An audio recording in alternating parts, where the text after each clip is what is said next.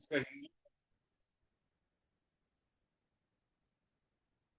हिंदी का अर्थ ये है इसका कि यदि देवात्मा सैर को जब जाते थे या लौटते समय, जो लोग उनके आश्रम में उनके जहाँ वो रहते थे वहां आए हुए होते थे काहे के लिए, उनके दर्शन करने के लिए, तो वो बड़ा अप्रोप्रिएट टाइम होता था कि वो देवात्मा के दर्शन कर सकें। तो लोग उस समय जब वो निकलते थे सैर के लिए, मॉर्निंग वॉक के लिए, या वो लौटते थे, तब वहां वो लाइन में कुछ एक लोग जो आए थे खड़े हो जाते थे और उनको होमेज पे करते थे, धन्यवाद देते थे, आभार व्यक्त करते थे, अभिवादन करते थे, उनका सम्मान करते थे।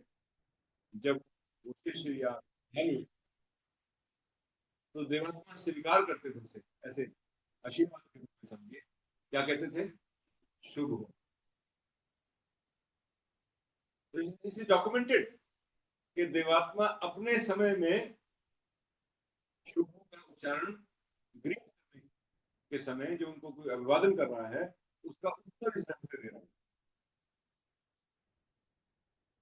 इसके भिन्न एक और डॉक्यूमेंटेड बुक है उनके समय की, बहुत पुरानी पुस्तक है, उसका नाम है देव अनुष्ठान विधि या देव समाज अनुष्ठान विधि, जिसमें जन्म के समय जब नामकरण होता है उसके कुछ दिनों बाद उसका विधि दी हुई है। फिर आत्म प्रबोध अनुष्ठान होता है, वो लोग उसका पता नहीं होगा। जब बालक या बालिका 8 साल की हो जाती है तो माता पिता संकल्प लेते हैं कि हम इसका आत्मा का हित भी सोचेंगे शरीर के साथ। एक अनुष्ठान होता है, वो होना चाहिए, एक संस्कार डालने की बात है बच्चों में, और जिम्मेवारी माता पिता लेते हैं। और उसके बाद फिर उसमें विवाह अनुष्ठान, हम जिस संदर्भ में बात कर रहे हैं इस पुस्तक की वो है इतिहास। तो उसमें जब वो विवाह अनुष्ठान प्रारंभ होता है उसकी विधि, वो पुस्तक में आप पढ़ सकते हैं, देव समाज अनुष्ठान विधि छपी हुई है। उसके प्रारंभ में कन्या का पिता वर से कहता है 3 बार, क्योंकि अनुष्ठान प्रारंभ हो रहा है तो एक अच्छे माहौल में प्रारंभ हो, उसकी शुरुआत कहां से हो? तो कन्या का पिता, संप्रदाता कहते हैं, वो कहता है, उसकी तरफ देख कर कहता है, तुम कहो शुभ हो, तुम कहो शुभ हो, तुम कहो शुभ हो। अब इसके उत्तर में वर के लिए इंस्ट्रक्शन है, वर के लिए हिदायत है कि वो क्या कहे। वर फिर कहता है शुभ, और ऐसे ही 3 बार फिर कल्याण हो, कल्याण हो, कल्याण हो, और फिर वो कहता है कल्याण। फ्रॉम हियर इट स्टार्ट्स, बस स्थान का प्रारंभ कहां से होता है? शुभ हो से।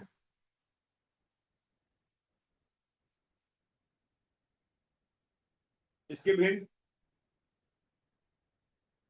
देवशास्त्र 4 खंड में देवात्मा ने रचित किया अपनी शिक्षा को।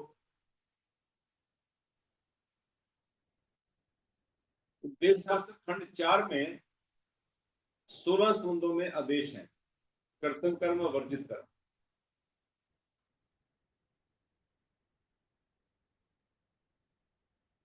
16 स्कंदों में इस शिक्षा के भिन्न लास्ट में कुछ परिशिष्ट दिए, एडिशनल एनेक्स्टर टाइप, जिसमें प्रार्थना तत्व है, तत्व भी है, और एक मंगल कामना तत्व। ये डॉक्यूमेंटेड चीज है, सिर्फ उसका रेफरेंस ले रहा हूं उस समय जो चीजें इतिहास के पन्नों में हैं। तो उसमें शुभ कामना का, मंगल कामना का महत्व समझाते हैं, और उससे जुड़े हुए जो संभावित प्रश्न हो सकते हैं कि कब प्रभावी होती है, कितनी, क्या हृदय के लिए प्रभावी होती है, बहुत से प्रश्न है उसके अंदर, जो कि देवशास्त्र खंड 4 में अंत में परिशिष्ट के रूप में दिया गया मंगल कामना तत्व। उसमें लगभग 7 पेज, उन 7 पृष्ठों में, 7 पेजेस में क्या दिया गया? शुभ कामना का महत्व। और इसके भी जो शुरू के पन्ने हैं, जो काफी बड़ी पुस्तक का मेन हिस्सा है, जिसमें 16 संबंधों का जिक्र है, जो कि माता पिता से प्रारंभ होकर संतान के प्रति और माता पिता के प्रति, फिर भाई बहन, पति पत्नी, वनस्पति, पशु जगत, देश, स्वजाति, अपना वंश, साथी सेवक, अपना अस्तित्व और मनुष्य मात्र, भौतिक जगत, सब कवर करते हुए लास्ट में गुरु के प्रति, देवात्मा के प्रति समझ है। इस प्रकार 16 शब्दों का जिक्र है। हर एक शब्द में जो कर्तव्य कर्म दिए, क्या ड्यूटीज है, क्या फर्ज बनता है, हर एक लिखा है कि जैसे माता पिता की बात करें तो माता पिता संतान यज्ञ साधन करता प्रत्येक संतान के लिए आवश्यक है। ऐसी यही भाषा लगभग हर जगह मिलेगा आपको, हर संबंध में। और उसमें जो कर्तव्य कर्मों की शिक्षा दी है, तो अंतिम आदेश क्या है? हर संबंध में अंतिम आदेश एक ही है कि वो योग्यता रखने पर, योग्यता नहीं है तो योग्यता बढ़ाए, फिर वो भी नहीं, योग्यता बढ़ाओगे तो फिर मंगल कामना प्रभावी नहीं होगी। और खाली जबान से कर रहे हो तो दिल की योग्यता बढ़ाओ, भाव बढ़ाओ, कृतज्ञता बढ़ाओ। योग्यता और क्या की है कि कंपैशन होना चाहिए, अपने हमदर्दी होनी चाहिए, उसके सम्मान का भाव होना चाहिए, जिसके लिए आप कर रहे हो। इनिशिएशियल रिक्वायरमेंट्स है, लेकिन करना क्या अल्टीमेटली? शुभ काम, मंगल काम का साधन करे।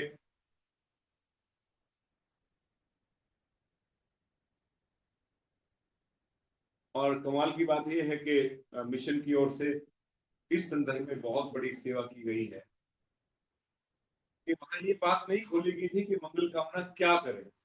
मंगल कामना तो करे, तो कैसे करे? कोई छोड़ा हुआ था, तो अब तो कुछ आगे बढ़ना चाहिए सिलसिला। तो एक सहायता की गई है कि एक, जैसे बच्चे को ना जब एबीसी सिखाना हो या अ, अ, या का का कुछ सिखाना हो, तो पूर्ण होते थे, डॉट्स लग जाती है और उसके साथ उसको हाथ चलाते हैं कि लो भाई ऐसे कर लो, सीख जाओ। उसी प्रकार ये सहायता की गई मिशन की ओर से कि हमें इन संबंधों में मंगल कामना कैसे करें, कैसे कैसे भाव होना चाहिए, कैसे कैसे विचार होना चाहिए, कैसे शब्दों का उच्चारण होना चाहिए। एक आइडिया दिया गया, गाइडलाइन दी गई। ये बहुत बड़ी सेवा होगी। और उस पुस्तक का नाम क्या है? जो मैंने, इसका बेसिस क्या है? तो वही 16 संबंधों में भगवान की शिक्षा, जिसमें आदेश यह था कि इन संबंधों में वो क्या करे, मंगल कामना करे। अब कैसे करे, उसमें इस पुस्तक ने सहायता की। एक बड़ी और इंटरेस्टिंग ऐतिहासिक घटना है इससे जुड़ी हुई, जिस संदर्भ में हम बात कर रहे हैं। हम बात कर रहे हैं शुभों का इतिहास। क्या बात कर रहे हैं? शुभों का इतिहास, हिस्ट्री वर्ड। एक भगवान की पुस्तक है, उसका नाम है आत्म परिचय। एक आत्म कथा है, एक आत्म परिचय। आत्म कथा ज्यादा लोगों को, आत्म परिचय कम लोगों के हाथ में आती है, कम, कोई बात नहीं, अपना देख सकते हैं। आत्म परिचय में कई, उसमें 11वां अध्याय है। कौन सा अध्याय है? 11, उसमें महात्मा ने जो मॉर्निंग के सेशन के उनके साधन है, सुबह उठकर जो साधन करते हैं, उसका विवरण लिखा है कि मैं सुबह उठकर क्या क्या साधन करता हूं। और उसमें कितनी बातें लिखी हैं? 12, चैप्टर नंबर 11। और बातें कितनी उसके अंदर? 12। इसमें लिखा कि मैं ये काम करता हूँ, सुबह उठ जाता हूँ मैं, और मैं अपने साधन में देवात्मा अपनी बात दिल की रखना है। 1 2 3 4 ऐसे 12। आपको सुनकर खुशी होगी और शायद हैरानी भी, जिनको नहीं पता हो। उन 12 में से 8 बातें, कितनी बातें? 8, 12 में से शुभ कामना संदेश। ये डॉक्यूमेंटेड है, कब का? भगवान के टाइम का। तो अगर हम भी शुभकामना भगवान से सीख कर, समझ कर प्रारंभ कर दें, तो हम कोई नई बात शुरू नहीं कर रहे हैं। जो भगवान कर रहे थे, वही तो चाह रहे हैं कि मैंने कोई शिक्षा दी नहीं जो करके ना दिखाई हो। तो भगवान ने शुभकामना करके दिखाई है, लिखी है कि देखो 12 काम करता हूं सुबह उठकर मैं, उसमें से 8 काम कैसे हैं, शुभकामना संबंधी।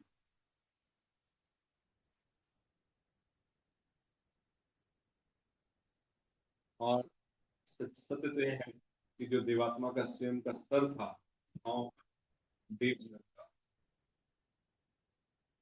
उनको हम कह तो रहे करते थे, वैसे तो करने की जरूरत नहीं पड़ती थी, उनके अंदर से ही जो देव जीवन था, जो चिंताएं थी, जो क्रियाएं थी, वो नेचर उनको जो बख्शा, ये रूप देव जीवन जिसके कारण वो दिवात्मा बने, चारों जगतों के लिए उनकी शुभकामनाएं अनवरत स्वतः निकलती रहती। That's aura created by. और जितना उनको सताया गया, जितना उनका विरोध किया गया, जैसी विपरीत परिस्थितियां उनके सामने रही, शारीरिक रूप से, आर्थिक रूप से, मानसिक रूप से, अपनों से, परायों से, चारों तरफ से जैसे वो घेरा गया और नुकसान पहुंचाने की कोशिश की गई, उसके बावजूद मैं देव आनंद की स्थिति में रहता। कौन सी देव, and what the secret behind that, ऐसा कैसे पॉसिबल। यहाँ थोड़ा सा एक आदमी को कुछ कुछ कह दे, उसकी आदत पड़ जाती है, नींद पड़ जाती है, खाना का मन नहीं करता, रोता रहता है, परेशान रहता है, इसने ऐसा क्यों कह दिया, तो छोटी बात से उखड़ जाता है इंसान। लेकिन जिसको चारों तरफ से घेरा जा रहा हो, हर पक्ष में परेशानी खड़ी की जा रही हो, हेल्थ पॉइंट ऑफ व्यू से, पैसे के लिहाज से, सम्मान के लिहाज से, व्यक्त है, सम्मान नहीं, लोग जानते नहीं। इवन देन वो कह रहे हैं मैं देवानंद की स्थिति रहता हूँ। रीजन क्या है, शुभकामना, क्योंकि हृदय से अनवरत पॉजिटिविटी ही निकल रही है, और उसका जो हो रहा है वो उनको उस अवस्था में रखता है। शुभ, इसलिए उन्होंने अपने शिष्यों को ये संदेश दिया है, 16 समुद्रों में भी दिया है कि वो नित्य इन समुद्रों में मंगल कामना का क्या करे, अभ्यास, धीरे धीरे भाव ऐसा बनाए, और फिर अभ्यास करते करते इस तरह में आए कि उसके अंदर से मंगल कामना निकलती रहे। सिर्फ करें ना 10 मिनट, 15 मिनट, आधा घंटा, 1 घंटा कर लिया, वो चलते फिरते उठते बैठते अपने व्यवहार में, अपने चरण में, जिस चीज को देखे, जिस चीज को देखे, उसके हृदय से क्या निकले, इसका उसके ब्लड में ऐसा करने से जो बहुत बड़ा लाभ हो सकता है किसी खुश आत्मा, वो है कर्म तो करेगा, वो अपनी ड्यूटीज पूरी करेगा। सारी दुनिया नहीं बदली, बदला कौन है, वो खुद। तो अपनी ड्यूटीज को, अपने कर्तव्य कर्मों को पूरा करते हुए वो क्या रह पाएगा, तनाव मुक्त, टेंशन नहीं हो, रिलैक्स हो, दवाई खाएगी तो ज्यादा प्रभावी होगा, इलाज बेहतर होगा, स्वास्थ्य भी बेहतर रहेगा, मूड भी अच्छा रहेगा, भाव भी अच्छे रहेंगे, और वाणी का प्रभाव भी बढ़ जाएगा उस औरे में। और दूसरा भी सोचेगा कि यार ये बात इसकी मुझसे बड़ी सजरी है, क्योंकि वो उस औरे में है। तो शुभकामना हमें एक औरा प्रदान करती है, एक पॉजिटिविटी प्रदान करती है, प्रभाव बनाती है हमारे व्यक्तित्व को, और हमें तनाव को करने में हेल्प करती है। अतः भगवान की इच्छा की पूर्ति करें। 16 शब्दों में हर समय ये लिखा है कि मंगल कामना का अभ्यास, भगवान की इच्छा पूरी करने के लिए, गुरु की इच्छा पूरी करने के लिए, और आत्मा का बल बढ़ाने के लिए, हम प्रत्येक चिंता, प्रत्येक क्रिया से, प्रत्येक क्रिया में या तो कुछ देके जाती है, कुछ छीन लेती है, कुछ करती जरूर है। नेचर में कोई भी काम ना बिना इम्पैक्ट किए, बिना रिजल्ट किए नहीं होता। हमें रिजल्ट समझ में आए तो हमारी प्रॉब्लम है।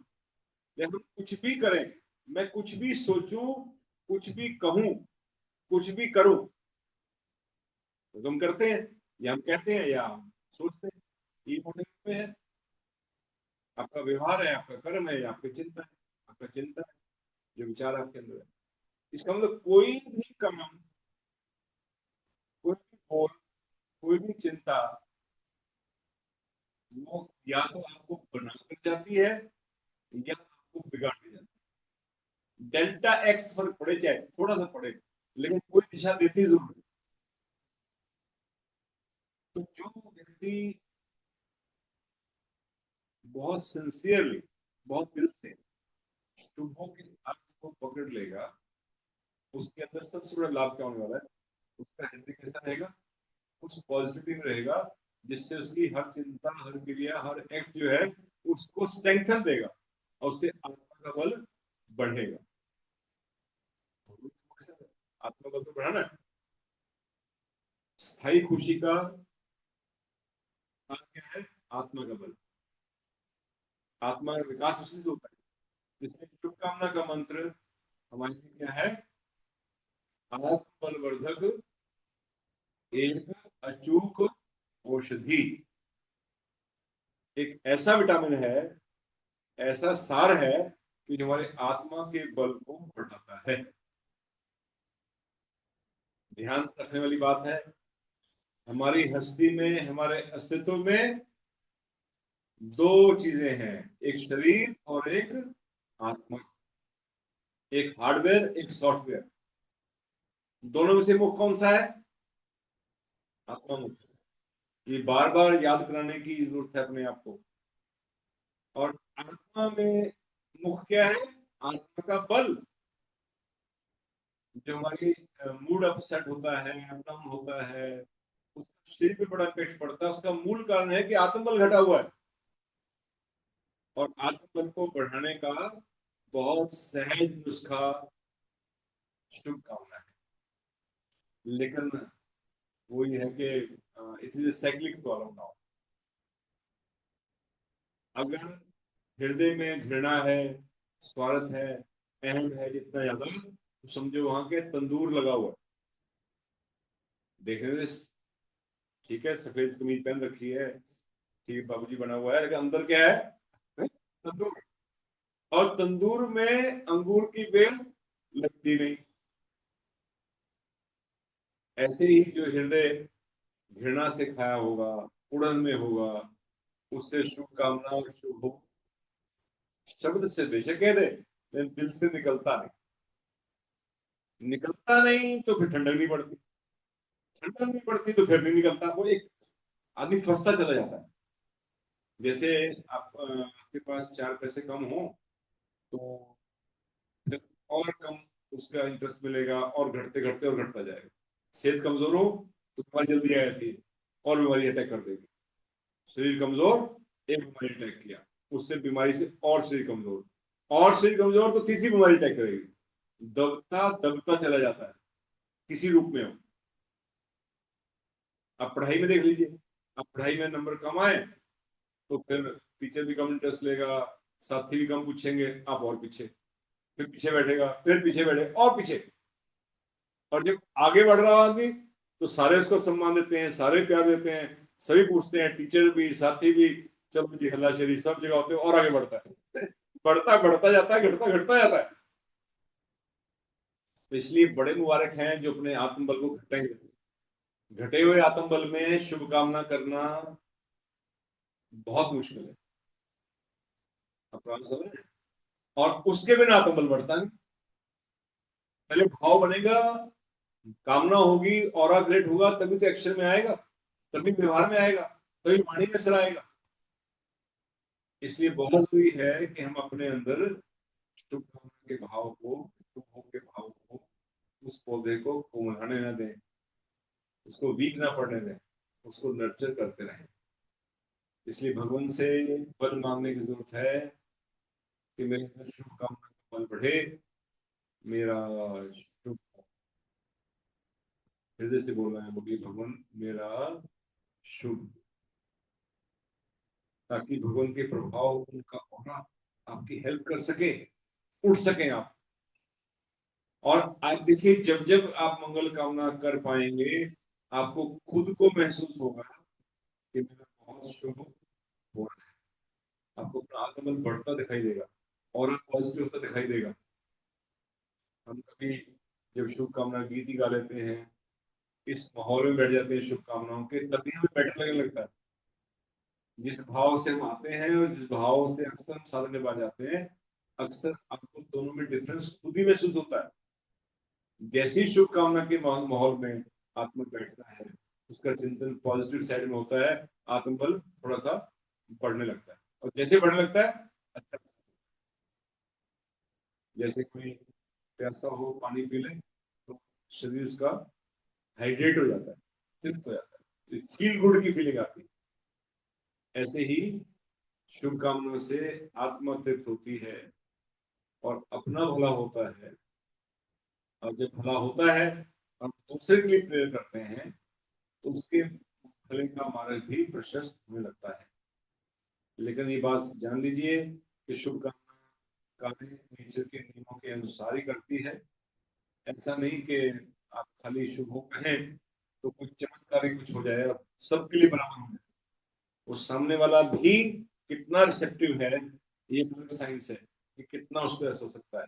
लेकिन डेफिनेटली जो करता है, शुभ का भाव भेजता है, शुभ भाव उसके हृदय से निकलता है, तो उसका इम्पैक्ट खुद पर तो अच्छा पड़ता ही पड़ता है।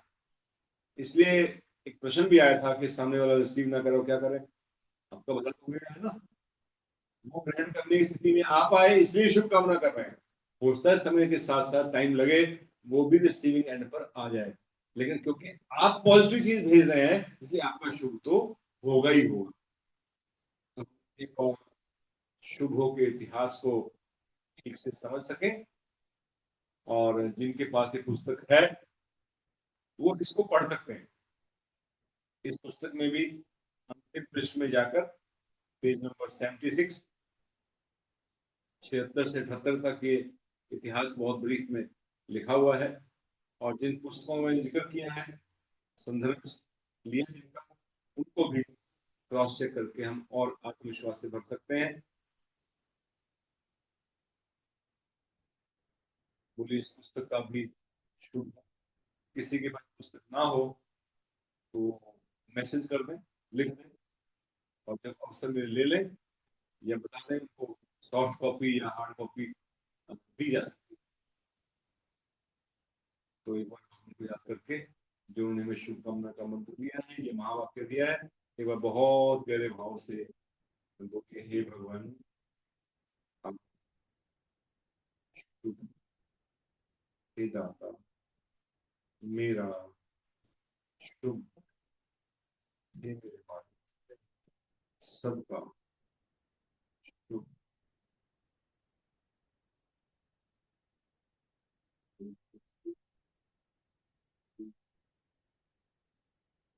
सबका शुभ,